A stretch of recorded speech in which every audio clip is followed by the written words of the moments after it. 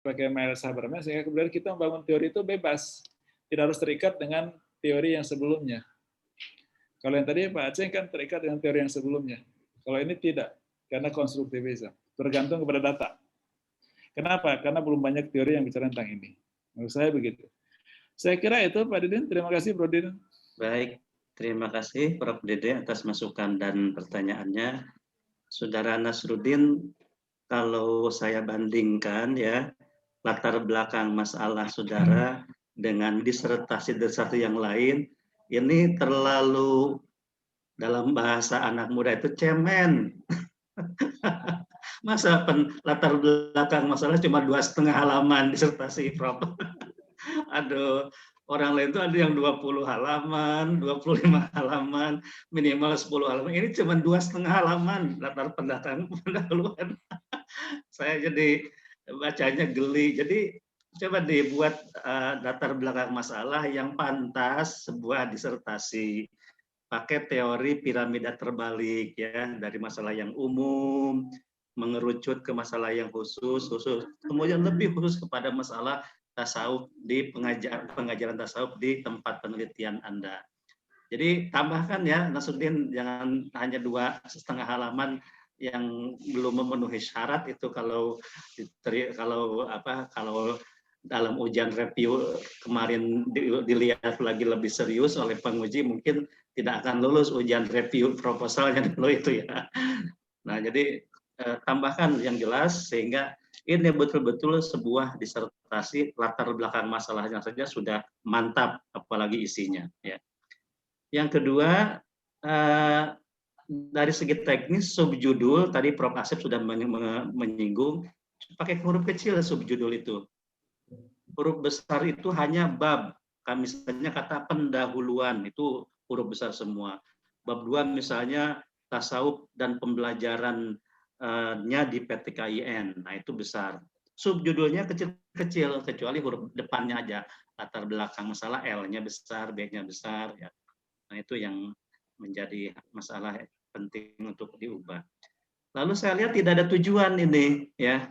Padahal di dalam pedoman penulisan disertasi, pertama latar belakang masalah, kedua itu permasalahan yang terdiri dari identifikasi masalah, perumusan masalah, pembatasan masalah. Nah, itu ada kalau itu saya lihat.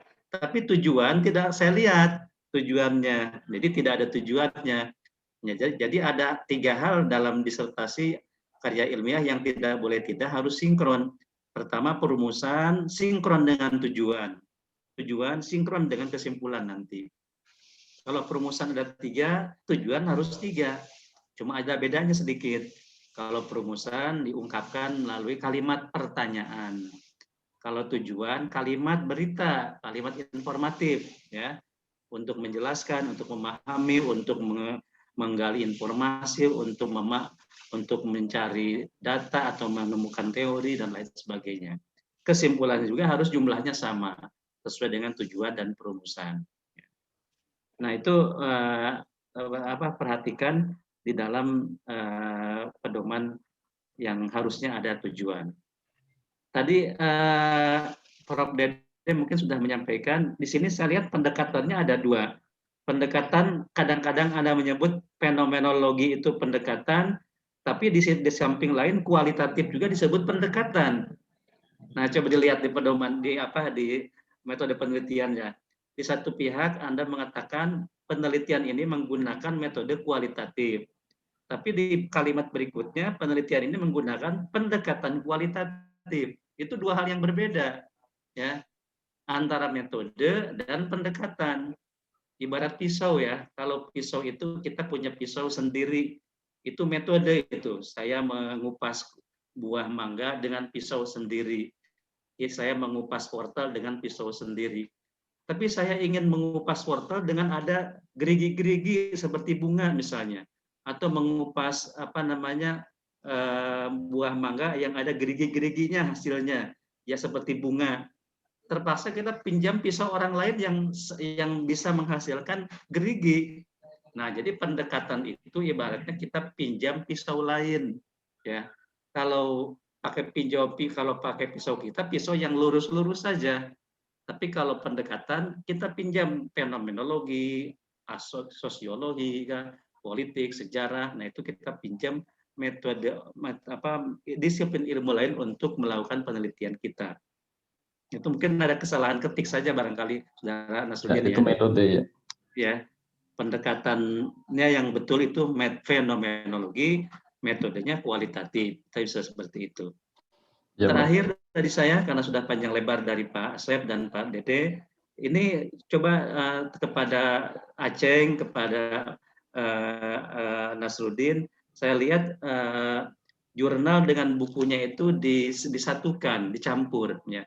Coba dipisahkan buku dulu, kemudian jurnal. Ya. Buku dulu, kemudian jurnal. Jangan dicampur supaya pasca ini menganut lebih banyak jurnal yang digunakan. Kenapa? Karena kalau jurnal, ilmu-ilmunya lebih update daripada buku. Apalagi buku-buku yang dipakai yang tadi Pak Aceng misalnya, Zamah Syaridopir. Itu seingat saya waktu kuliah semester 2 S1 itu buku. Tahun 83 kali atau 82 itu buku. Nah itu gunakan jurnal lebih banyak daripada buku, karena jurnal baru terbit 2 minggu yang lalu misalnya, 2 bulan yang lalu, lebih updating. Ya. Saya kira itu tambahan dari saya.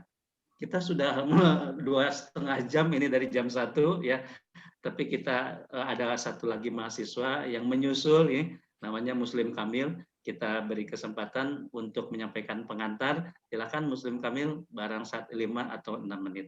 Untuk Saudara Muhammad Nasruddin, kita cukupkan sampai di sini. Ya, terima kasih banyak, Bro. Baik. Assalamualaikum warahmatullahi wabarakatuh. Waalaikumsalam. Alhamdulillah. Allahumma shalli ala Muhammad wa ala alihi wasallam. Rabbi shrah li sadri wa yassir li amri wahlul 'uqdatam min lisani yafqahu qawli. Baik, terima kasih atas kesempatan yang diberikan. Yang terhormat Prof. Didin Saifuddin selaku Kepala Prodi S3, Ketua Prodi, kemudian Prof. Dede, Prof. Asep Usman, dan hadirin sekalian yang insya Allah dimuliakan oleh Allah Subhanahu Wa Taala. Baik. Mohon maaf waktu singkat, saya masuk ke PPT yang sudah di share screen. Adapun judul adalah tentang perencanaan strategis pada organisasi pengelola zakat, perspektif manajemen syariah, studi pada Basnas DKI Jakarta. Poin latar belakang ada beberapa, yaitu kenaikan jumlah OPZ atau organisasi pengelola zakat, baik itu LAS dan Basnas, diharapkan dapat mengoptimalkan pengelolaan zakat secara nasional. Kemudian diperlukannya keoptimalan secara kelembagaan dan manajemen OPZ secara umum. Kemudian juga poinnya Undang-Undang 23 tahun 2011 tentang pengelolaan zakat menyebutkan bahwa dalam rangka meningkatkan daya guna dan hasil guna, ini sebagai pikiran besar kata istilah Prof. Dede dalam undang-undang ini. Kemudian zakat harus dikelola secara melembaga, secara atau sesuai dengan syariat Islam. Lalu dengan sendirinya terkait dengan fungsi manajemen diperlukannya perencanaan bagi OPZ, termasuk perencanaan strategis sebagai perencanaan induk sebagai pedoman yang sesuai dengan nilai-nilai atau values syariat Islam untuk meningkatkan daya guna dan hasil guna zakat sebagaimana tujuan tersebut. Kemudian juga tentu diperlukan deskripsi dan lain sebagainya. Lalu mengarah kepada permasalahan yang menarik bagi penulis, yaitu dalam sebuah sumber berita nasional disebutkan bahwa Basnas memiliki masalah kelembagaan yang merupakan titik lemah Basnas, terutama di Basnas daerah. Demikian disampaikan oleh Ketua Basnas pada sumber tersebut, yaitu tentang manajemen, SDM, pengumpulan zakat, dan tasarruf atau pendistribusian. Kemudian juga sesungguhnya ada beberapa poin bahwa gap antara potensi dan realisasi pun juga sudah menjadi masalah lama dalam masalah OPZ termasuk Basnas. Kemudian juga di sini mohon maaf, sesungguhnya ada di latar belakang proposal, belum saya kutip belum saya masukkan di PPT, yaitu terlalu banyaknya jumlah OPZ dinilai oleh Dr. Yusuf Wibisono sebagai seorang ekonom menghambat konsolidasi OPZ. Nah, itu juga merupakan hal yang melatar belakangi masalah, sehingga urgensi pendekatan manajemen syariah dalam perencanaan OPZ termasuk perencanaan strategis ini perlu menjadi latar belakang yang perlu disoroti. Kemudian dalam perspektif Islam, manajemen syariah, perencanaan dalam syariah yaitu mengacu pada surat Al-Hasyr ayat 18, yaitu yang terjemahannya bahwa menekankan kepada orang-orang yang bertakwa hendaknya memperhatikan apa yang akan dilakukan pada hari esok ya. Itu cukup jelas ayatnya. Kemudian identifikasi masalah itu antara lain belum memiliki pertimbangan pimpinan bagi OPZ Basnas tingkat kabupaten atau kota. Ini yang mengemuka di latar belakang. Kemudian adanya gap tadi sudah sampaikan, dan juga titik lemah. Ini semua merupakan masalah yang teridentifikasi, termasuk terlalu banyak jumlah OPZ. Nah, kemudian penulis merumuskan di antara masalah yang teridentifikasi itu satu masalah menjadi rumusan, yaitu bagaimana implementasi perencanaan strategis pada Basnas DKI Jakarta dalam perspektif manajemen syariah. Sehingga diturunkan ke 3 pertanyaan penelitian, yaitu yang pertama, bagaimana perencanaan strategis Basnas DKI Jakarta sebelum dan sesudah berubah menjadi Basnas DKI Jakarta. Kedua, apakah program dan kegiatan Basnas DKI Jakarta telah sesuai dengan perencanaan strategis yang dimilikinya? Yang ketiga, apakah perencanaan strategis, program, dan kegiatan Basnas DKI Jakarta telah sesuai dengan nilai-nilai dalam perspektif manajemen syariah? Lalu dibatasi hanya kepada implementasi perencanaan strategis perspektif manajemen syariah. Objek Basnas Provinsi DKI Jakarta sebagai unit analisis, ya dengan alasan ya karena merupakan salah satu Basnas daerah dan memiliki potensi yang besar 23 triliun. Ada sumber sebuah website. Kemudian juga Basnas DKI kan sebelumnya merupakan Bas DKI Jakarta. Ini menarik untuk diteliti lebih lanjut terkait dengan bergabung ke dalam Basnas pada 2019. Tujuannya waktunya, Pak Muslim. Baik ya. Kita beri kesempatan kepada para penguji. Ya, kami persilahkan Prof. Asep Usman untuk menyampaikan pertanyaan. Baik, terima kasih. Assalamualaikum warahmatullahi wabarakatuh. Waalaikumsalam. Kita Pak Profesor Dede, Profesor Didin, para mahasiswa. Coba kita berpikir sederhana deh tentang amil zakat. Ya, saya berpikir gini nih. Saudara Muslim. Ya Pak, siap Prof. Ada mujaki, orang yang wajib membayar zakat. Lalu ada mustahik. Di tengahnya penghubung ada amil. Jadi posisi apakah disebut badan amil zakat atau lembaga amil zakat, itu kan posisinya sebagai operator. Nah, yang ingin Anda tekankan perencanaan itu kemana arahnya? Apakah Anda ingin diarahkan kepada potensi mujaki yang sebetulnya potensi orang Islam untuk bayar zakat itu ada datanya cukup besar, tapi yang membayar zakat baru sedikit. Apakah diarahkan kepada mujaki, jadi amil akan membidik, atau kepada mustahik? Kalau mustahik berarti bagaimana mendistribusikan zakat kepada mustahik yang bisa dibagi. Ada zakat konsumtif, ada zakat produktif. Sederhananya begitu. Kira-kira alur pikir Anda di mana? Silahkan. Baik, terima kasih Prof.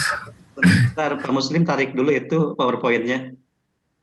Silakan. Alur pikirnya kemana? Coba sederhanakan dulu persoalannya. Ya Prof. Baik, terima kasih Prof. Alur pikirnya bahwa penelitian ini berfokus kepada memang kajian perencanaan strategis pada OPZ Prof selaku pengelola tadi itu, atau ya kalau istilah Prof Asep selaku operator gitu Prof. Demikian Prof. Belum jelas. Cara berpikir Anda tidak jelas.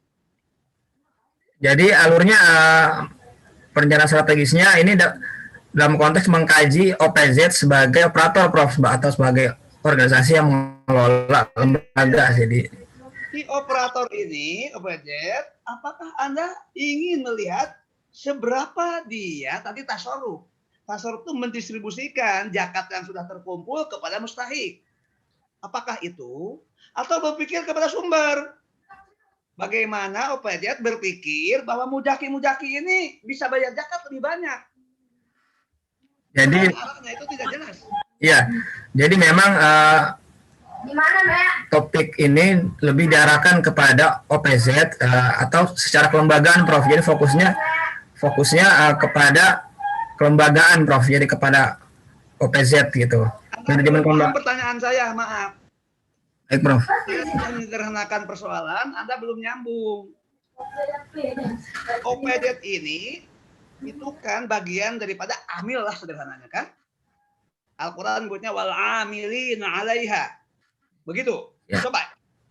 Amil lah, apakah disebut badan amil zakat itu kelembagaan besarnya, atau nanti ada satu kelompok tersendiri yang disebut lembaga amil zakat, atau diturunkan menjadi tadi OPZ, ya kan? Nah, lalu dia buat perencanaan, kan gitu? Ya Prof. Buat perencanaan, oke. Perencanaannya anggap strategis. Nah, pertanyaannya, perencanaan strategis itu diarahkan, ini memang ini lembaga, kalau ada jawab lembaga ya memang sedang mendiskusikan lembaga. Pertanyaannya diarahkan kemana? Diarahkan untuk bagaimana potensi mujaki jadi aktual. Kalau begitu nanti indikatornya menambah jumlah orang yang berzakat. Sehingga potensi zakat di Jakarta yang tadinya katakan 15 triliun jadi 37 triliun. Karena mujaki-mujakinya berarti ada upaya nanti sasarannya diarahkan kepada mujaki. Orang yang wajib membayar zakat.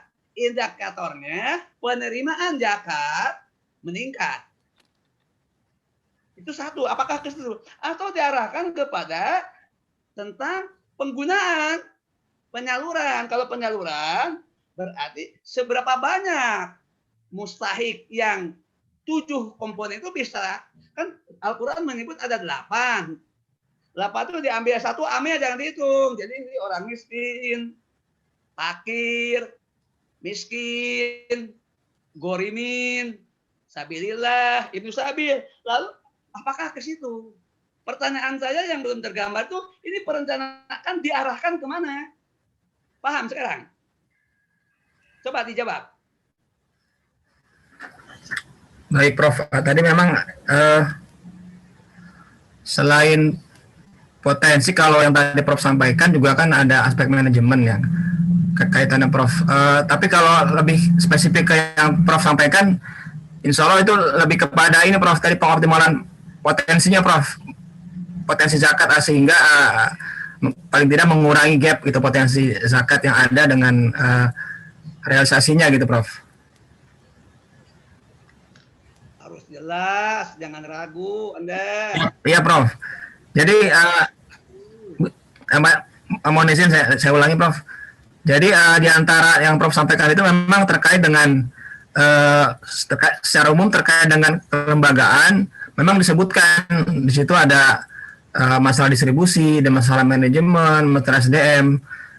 Ini perencanaan ini memang dikaitkan lebih kepada manajemen OPZ-nya Prof gitu Prof. Untuk memang sekali lagi untuk supaya OPZ ini bisa berfungsi secara optimal untuk mengoptimalkan potensi zakat yang terkumpul gitu Prof, dan juga ya termasuk juga dengan sendirinya termasuk distribusinya gitu Prof. Pertama, Anda harus tegas, jelas merumuskan alur pikirnya. Kalau diarahkan kepada pengembangan potensi orang-orang yang berzakat, itu kan berarti diarahkan kepada sumber. Tuh, apapun namanya, diarahkan kepada sumber. Sumber berarti Anda harus berpikir bagaimana memiliki data tentang orang kaya di Jakarta, orang-orang muslim kaya di Jakarta. Lalu ada upaya nanti penyadaran mereka untuk bayar zakat. Lalu dari segi manajemen ada layanan kemudahan supaya mereka mudah bayar zakat. Ke situ. Kalau masalah yang kedua itu terhimpun dana berapapun yang masuk, lalu berpikir bagaimana disalurkan kepada 7 penerima zakat. Nah, begitu 7 penerima zakat, coba. Nah, kenapa harus 7? Dalam Al-Quran surat At-Taubah ayat 60 kan disebut ada 8. 8 itu 1 amil untuk orang lain karena dia operator. Yang untuk dirinya sendiri itu coba kita lihat. Supaya hitung sampai 7 itu. Kita buka Al-Qur'annya surat At-Taubah ayat 60. Tolong Anda juga usahakan ini hafal kalau perlu. Ya. Nah, pada surat At-Taubah ayat 60, kalau berpikirnya yang kedua kepada mustahik, maka akan dilihat pertama fakir, kedua kalau keluarga miskin, ketiga mu'alaf, keempat rikob, kelima gorimin, keenam sabilillah, ketujuh ibnu sabil. Tuh, itu berarti Anda berpikir tentang penerima. Apakah manajemen zakat ini sudah direncanakan secara strategis untuk pemberdayaan 7 target sasaran. Karena zakat ini yang paling penting zakat produktif. Zakat produktif itu zakat yang nuansanya pemberdayaan ekonomi keluarga. Yang mana yang Anda fokuskan dua-duanya? Atau salah satu fokusnya? Anda jawabannya tadi ngambang, saya tidak puas. Baik Prof, mohon izin Prof. Jangan Mohon izin ngambang. Prof. Siap Prof. Tapi sebetulnya menunjukkan tidak ada isi. Mohon izin Prof. Jadi memang dari awal memang sebagai untuk meyakinkan ini memang diarahkan lebih kepada ini Prof, kepada menganalisis manajemen kelembagaan ya Prof. Di antaranya tadi fokusnya di perencanaan strategisnya gitu Prof.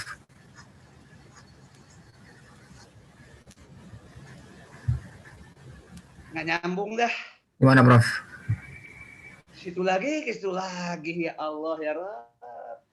Mau ngomong masalah kelembagaan, mau ngomong masalah manajemennya, arah utamanya zakat itu pasti cuma 2, hulu dan hilir.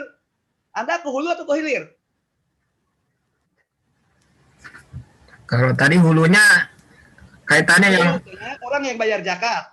Hilirnya itu orang-orang yang berhak menerima zakat menjadi sejahtera, ada peningkatan, ada pemberdayaan. Coba jawaban sederhananya adalah ke hulu atau ke hilir atau dua-duanya, ke hulu dan ke hilir. Ya, kalau konteks kelembagaan dua-duanya, Prof. Kalau begitu, Iya, Prof. Anda boleh berbicara tentang soal manajemen, Anda cerita tentang kelembagaan, Anda cerita tentang berbagai teori, tapi dampaknya kepada dua sisi. Kalau tidak ke hulu, ya dari mana? Datang sumber zakat. Ya, siap, Prof. Itu. Satu, kalau ke hilir, justru tanggung jawab zakat yang paling itu adalah bagaimana mensejahterakan 7 asnaf. Kira-kira seperti itu gambaran saya. Bahwa Anda mau cerita soal manajemennya, silakan. Namanya juga lembaga. Tentu ada perencanaan, ada strategi, ada evaluasi, ada komunikasi, ada penguatan kelembagaan, ada penguatan SDM, ada penguatan metodologi. Silahkan saja itu semua. Tapi ujungnya zakat cuma dua kan? Hulu dan hilir. Itu. Nah, kalau orang tuanya ke hilir, lah hulunya nggak ditinggalkan. Dari mana terjadi peningkatan orang yang berzakat? Satu. Nah, itu. Ya, saya kira itu intinya. Tolong saya langsung ke dasarnya dulu. Silahkan metodenya apa yang terbaik, pendekatannya apa. Tapi ini postulatnya tidak bisa keluar dari hulu dan hilir. Sekarang Anda punya data nggak? Jumlah orang yang wajib zakat di Jakarta berapa orang? Untuk saat ini belum, Prof. Yang sudah bayar berapa orang? Jarak antara yang data yang belum bayar, belum sadar bayar zakat dengan yang sudah bayar berapa? Kan itu. Tuh, lalu kalau gitu strateginya gimana? Manajemen strategi itu.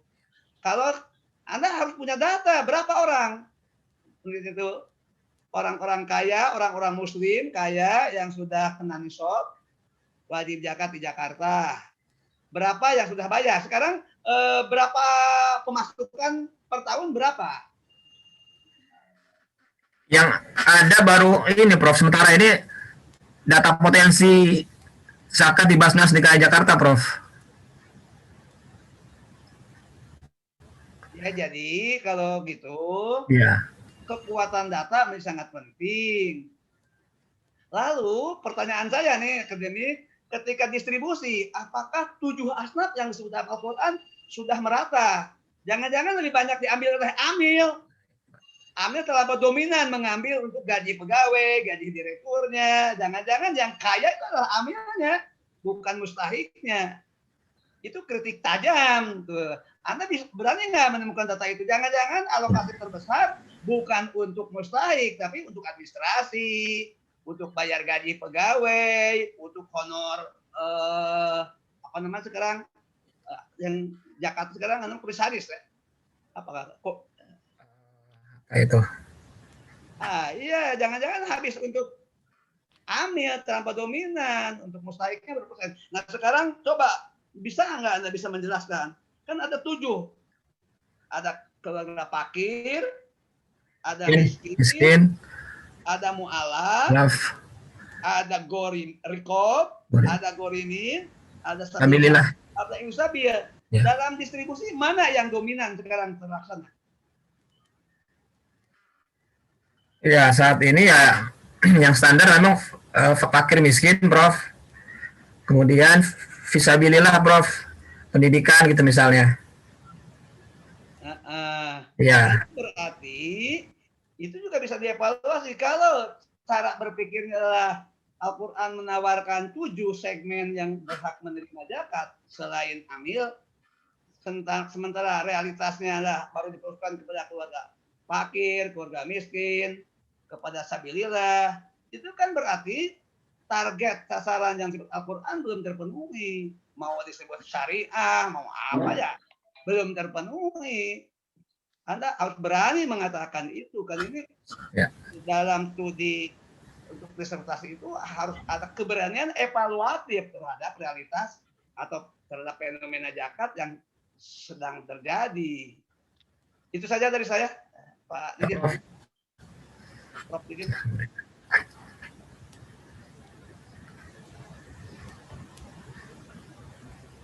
Prof, saya cukup dari saya. Sedemikian, Prof Didin. Makasih Pak Asep.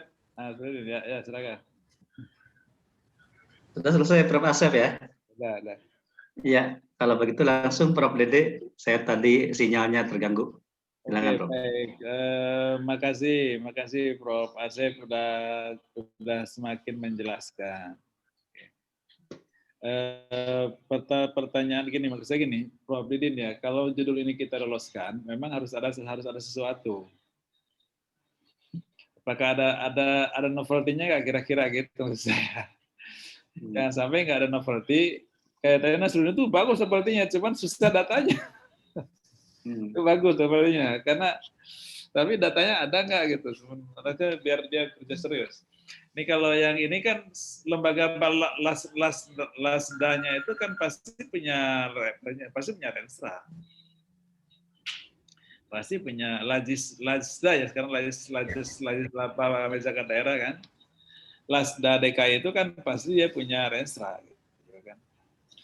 Nah, lalu kemudian yang kedua, apakah kalau seandainya kalau seandainya Muslim Kamil ini akan membuat sebuah desain model renstra yang berbeda dengan model renstra yang baru, silahkan.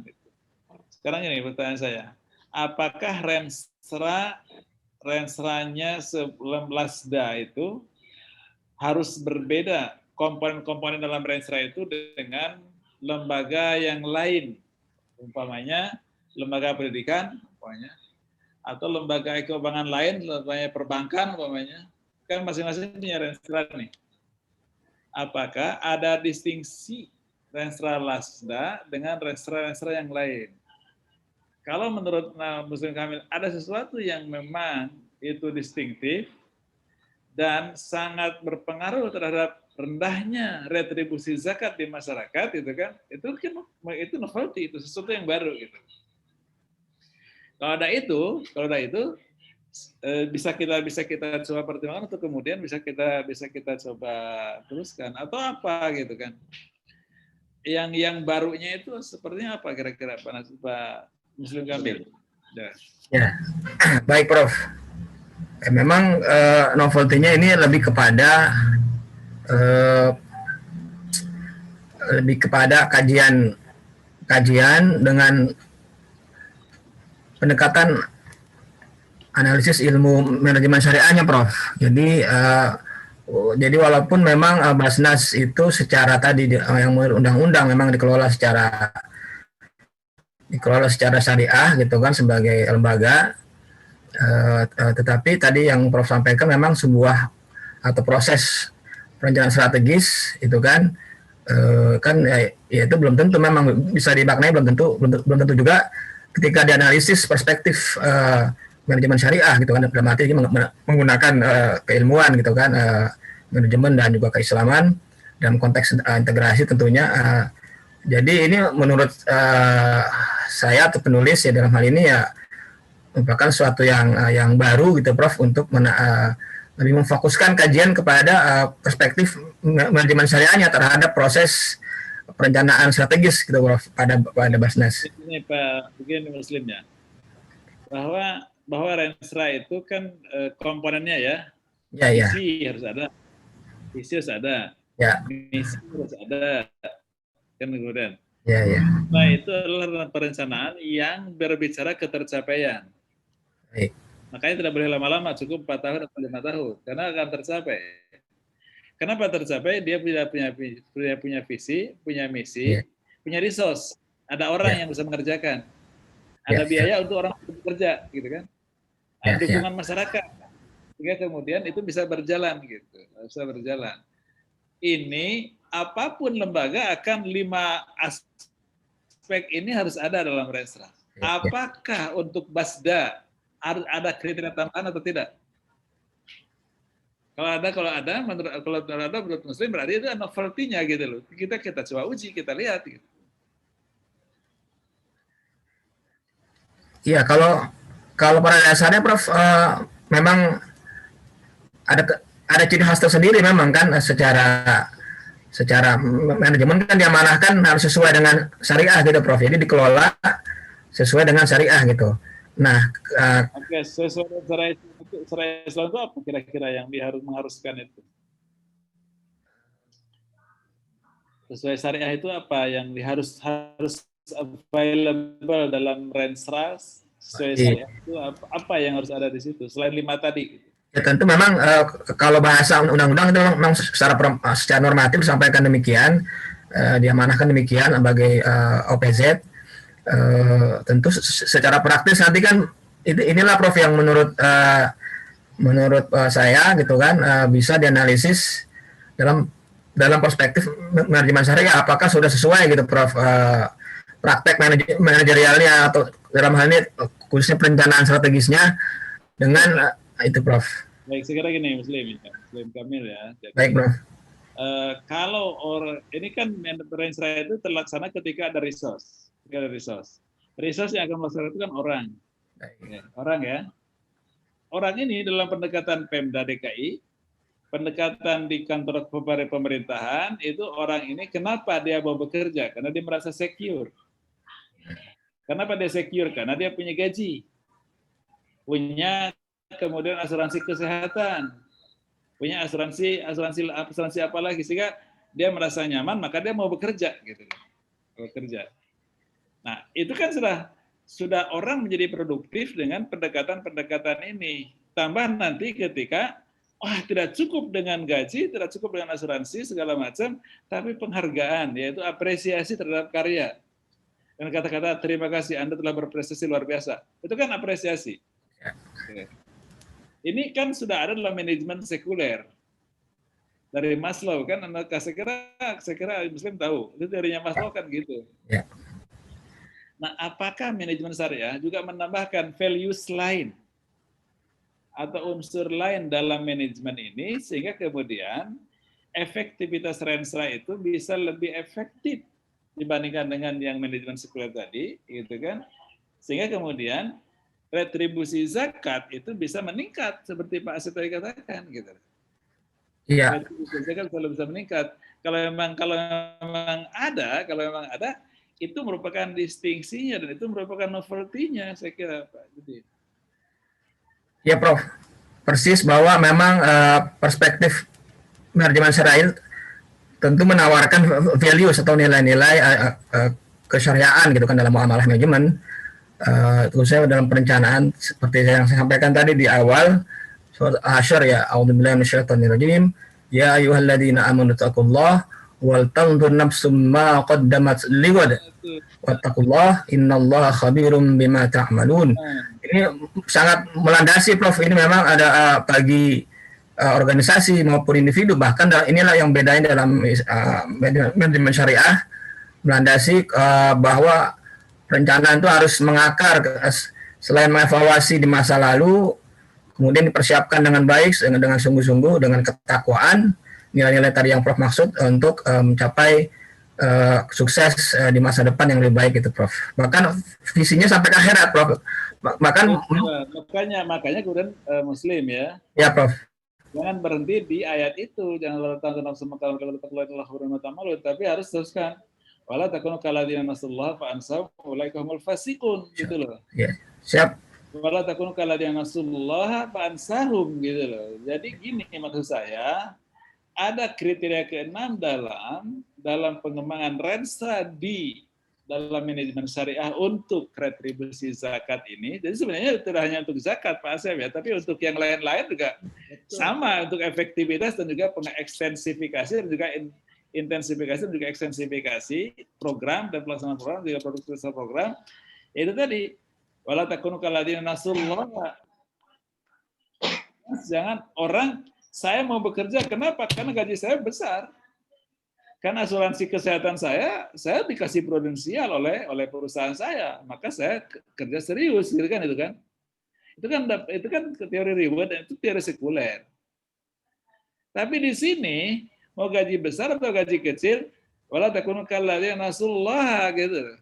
Allah yang menjadi destinasinya. Kalau Muslim bisa mencoba mereformulasi ini masuk ke dalam sistem manajemennya, saya kira itu merupakan salah satu novelty.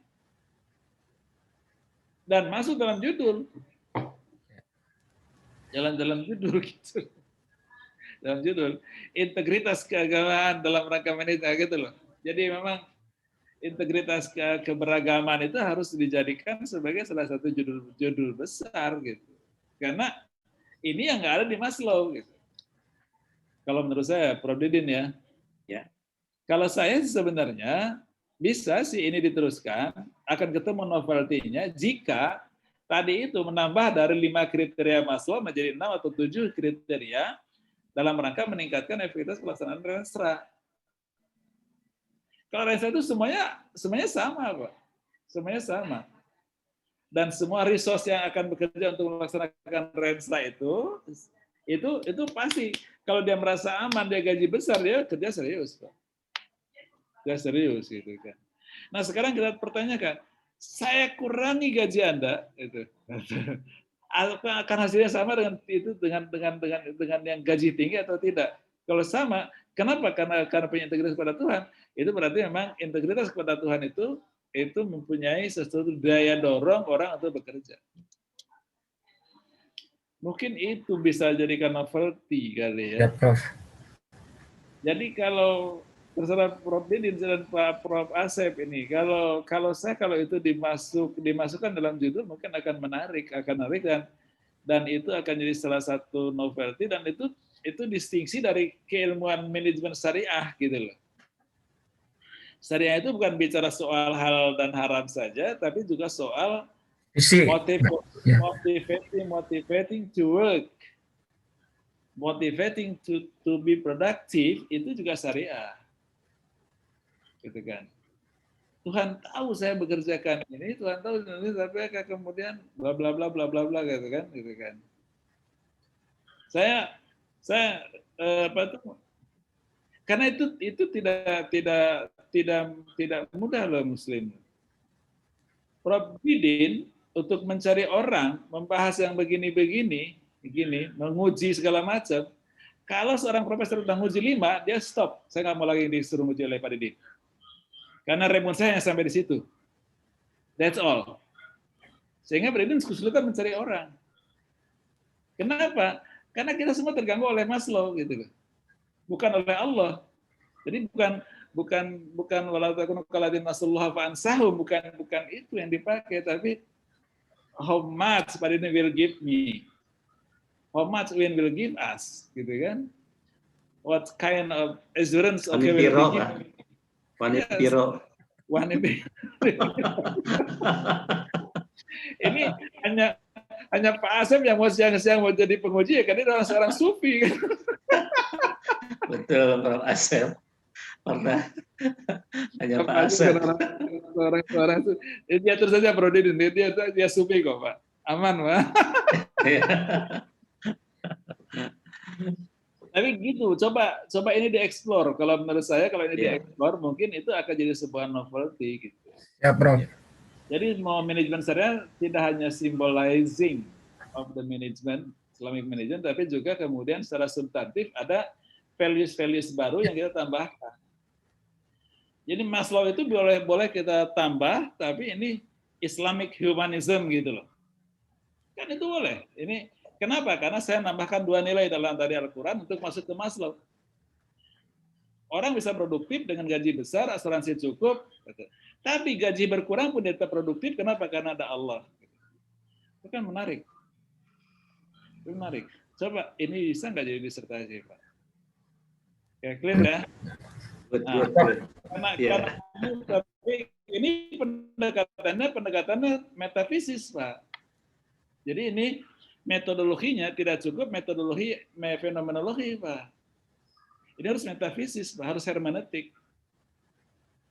Pendekatan pemahaman leksikal dari Tuhan, dari Allah, apa yang dimaksud oleh Allah dengan kata-kata itu, lalu kemudian ketika kita jadi rumusan, jadi Bapak akan melahirkan rumusan fikih manajemen. Gitu loh. Itu kan fikih, tapi fikih manajemen, bukan fikih ibadah salat maksudnya. Tapi fikih tapi dalam konteks manajemen. Dan ini akan menjadi Islamic humanism dari versinya Maslow, Abraham Maslow gitu. Nah, baru kemudian dibuktikan secara empirik gitu. Dibuktikan secara empirik. Jadi gini, buktikan secara empirik, apakah Gimana hadis Nabi? Rasulullah Allah mengatakan, khudz min amwalihim shadaqatan tutahhiruhum wa tuzakkihim biha kan? Khudz min amwalihim shadaqatan tutahhiruhum wa tuzakkihim biha. Jadi sebenarnya amil zakat itu harus khudz. Khudz itu kan bukan duduk di kursi menunggu. Bukan intazir. Intazir al-muzakki yaji'una ilaikum, bukan, tapi khudz fi buyutihim. Artinya ketika orang mau khudz fi buyutihim, mereka orang mau datang ke rumah masing-masing, mau datang ke perusahaan-perusahaan, datang kepada teller-teller-tellernya, kepada bendaharanya, ke zakat, tolong ini ya segala macam, itu sudah melaksanakan itu. Seberapa besar intensifikasi amil zakat dari Basda melakukan itu? Jangan-jangan dia datang ke kantor, yang ngantor aja di kantor, duduk di kursi, tapi tidak berbuat aksi. Sehingga kemudian potensi zakatnya 70 triliun, tapi yang datangnya hanya 23 triliun. Kan itu karena datang, tidak dijemput. Nah ini kan. Nah ini kemudian maksud saya bahwa teori Bapak itu benar, teori Muslim itu benar, jika dibuktikan secara empirik gitu loh. Kenapa ini rendah dari retribusi zakat di DKI? Ya karena memang amil zakatnya ini tidak proaktif. Gitu. Nah, itu. Kenapa tidak proaktif? Karena dia nasullah fa'ansahum. Gitu. Karena dia lupa kepada Allah, maka Allah pun lupa kepada mereka. Coba kalau ini bisa dikembangkan, tapi teorinya ke situ, tapi didukung dengan data empirik. Jadi ada surveinya, ada juga focus group discussion-nya dan sebagainya. Kalau saya bisa ini Pak Prodin kalau itu dikembangkan seperti itu. Ya. Kalau Pak Asep setuju. Ya. Pak Asep setuju, Pak Asep. Kalau saya ada hal yang baru di situ. Ya. Kalau nggak ada hal baru, ya kita lupakan, harus ganti judul gitu kan. Ganti judul. Tapi kalau mau nambah seperti itu, saya kira ada hal yang baru. Jangan copy paste-nya Maslow saja. Jangan copy paste dengan yang disebut dengan Renstra yang dikembangkan oleh orang-orang manajemen lah, orang-orang manajemen yang tadi katakan 5 persyaratan itu. Ada visi, ada misi, ada resource, ada kemudian dukungan sosial, sampai dukungan kepada alam semesta, alam itu adalah cuaca dan sebagainya, gitu kan. Itu kan ada dukungan untuk pelaksanaan rencana strategis. Gitu. Nah, gimana tuh? Coba silakan Muslim. Siap, Prof. Siap ya, Pak Muslim ya. Allah, siap. Ya. Nah, udah menangkap lah, insya Allah. Kalau sudah siap, memang ini membuat desain baru tentang Renstra. Ya. Di model baru tentang Renstra yang Islamic Humanism, basisnya adalah Islamic Humanism gitu kan. So nanti boleh bikin judulnya Renstra berbasis Islamic Humanism Management. Luar biasa. Itu akan orang apa itu katanya? Nah itu kan. Saya kira itu Prof Deden ya. Baik, Prof Deden, terima kasih banyak. Saudara Muslim Kamil, begitu banyak masukan yang sangat luar biasa dari Prof Asep dan Prof Dede, sehingga Muslim harus bisa minimal mengubah judul saja yang pertama yang dia dilakukan untuk bisa menyentuh ini adalah berbau novelty ya. Seperti Prof Dede sampaikan tadi, yakni Islamic Humanism dalam hal manajemen syariah atau manajemen atau rencana strategis Islamic Humanism. Itu saya kira menarik sekali ya. Nanti kita carikan pembimbing yang tepat untuk hal itu, saya kira ya. Baik, dari saya cukup mungkin dari Prof Dede dan Prof Asep, saya hanya menyarankan Pak Muslim terlalu sedikit jurnalnya. Saya hitung hanya 3 atau 4 jurnalnya, sangat tidak cukup. Coba diperbanyak ya, orang lain itu bisa sampai 100, sampai 270. Pak Muslim hanya 4 jurnal saya lihat. Coba berselancar lagi. Tentang zakat banyak sekali dalam jurnal ya, tentang karitas, tentang sekarang istilahnya itu berderma itu, filantropi itu banyak sekali tentang hal itu di dalam jurnal. Karena itu saya inginkan agar ditambah lebih banyak lagi mengenai jurnal, sekaligus juga cara penulisan judul buku itu semuanya cetak berdiri, yang benar kan cetak miring ya. Nah di situ mungkin belum sampai tersentuh oleh Pak Muslim, saking lupa karena udah lama nih baru muncul lagi Pak Muslim nih ya. Mudah-mudahan bisa diperbaiki seperti yang disampaikan oleh saran-saran para penguji. Kami kira cukup sekian untuk ujian proposal disertasi, cukup waktu lama kita menggunakan waktu dari pukul 13 ya. Silakan host untuk menyimpan dulu para peserta ujian di ruang tunggu. Kami para penguji akan menentukan hasilnya. Siap, Prof.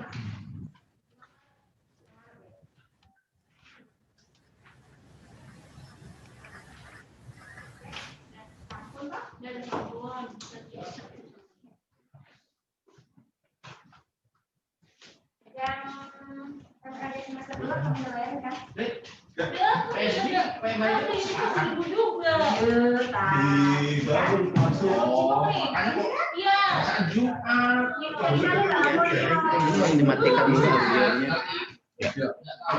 Baik, Prof. Asep dan Prof. Dede, kita beri penilaian.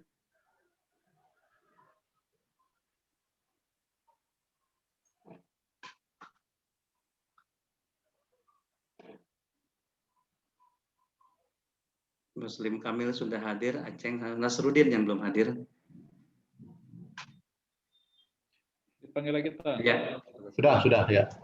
Ya, baik, saudara-saudara para peserta ujian proposal disertasi doktor, alhamdulillah para penguji sudah menentukan hasil dan hasilnya seluruh peserta dinyatakan lulus. Alhamdulillahirrahmanirrahim. Selamat kami ucapkan dengan nilai sebagai berikut. Pak Aceng Abdul Aziz mendapat nilai 86, Pak Nasrudin mendapat nilai 83, dan Muslim Kamil mendapat nilai 80. Kami para penguji menyarankan agar segera memperbaiki saran-saran dari para penguji. Setelah diperbaiki kemudian kirim ke email Prodi S3 supaya kami bisa melihat bahwa saudara telah memperbaiki dengan cara mewarnai warna merah perbaikannya ya. Beri warna merah perbaikannya supaya kami bisa membedakan bahwa saudara-saudara telah memperbaiki ujian proposal ini. Baik, kalau tidak ada lagi yang ingin disampaikan dari para penguji, kita tutup dan kita akhiri dengan sama-sama membaca hamdalah. Alhamdulillah. Assalamualaikum warahmatullahi wabarakatuh. Waalaikumsalam warahmatullahi wabarakatuh. Ya, terima kasih banyak Prof. Asep Usman, Prof. Didin, Terima kasih Pak Aceng, banyak Pak Muslim, Pak Nasrudin. Terima kasih Nanti banyak. acara saya kirim via email ya. Ya, nanti Ya, kirim ke siap. masing-masing Ya. hasil baik berita acara Terima ini. kasih Terima kasih Prof semuanya. Ya, sama-sama. Selamat salib ya duluan ya. Ya, Prof. Terima kasih Prof. Lagi di telepon ini Pak Aceng. Pak Tony, makasih Pak Tony. Yo, makasih Pak. Selamat Pak. Terima kasih. Ya.